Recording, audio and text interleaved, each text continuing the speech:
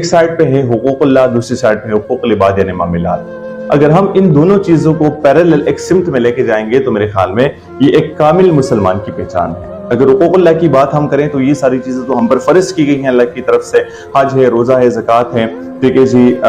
یہ ساری چیزیں جو ہیں یہ ہم نے کرنی ہے، جو کہ مینڈیٹری ہے، بینگ اے مسلم ہم نے فالو کرنا ہے اسی چیز کو۔ اور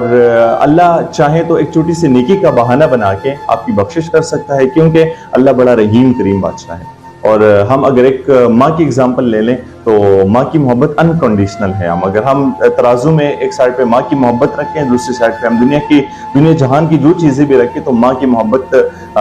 کو نہیں تول سکتے ہم اس کے ساتھ۔ تو پھر تو اللہ ہم سے 70 ماؤں سے زیادہ محبت کرتا ہے، تو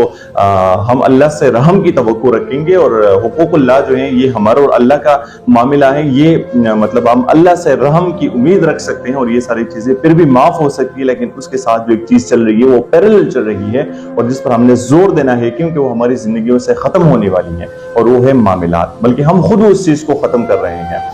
محبتیں جو ہیں نفرتوں میں کنورٹ ہو رہی ہیں، بغض، حسد، یہ ساری چیز جو ہیں یہ جنم لے رہی ہیں ہماری زندگیوں میں۔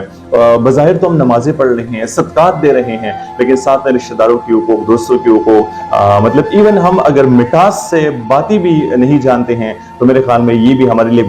ایک بدبختی کی بات ہے، کیونکہ یہ سب سے ایک آسان چیز ہے کہ ہم اپنی زبان سے جو ہے کسی کا دل رکھ سکتے ہیں، یہ بھی ایک صدقہ جاریہ ہے۔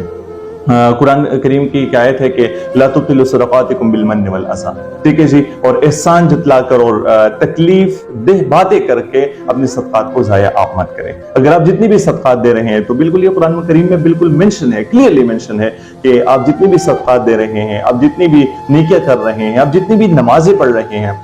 تو آپ اس کو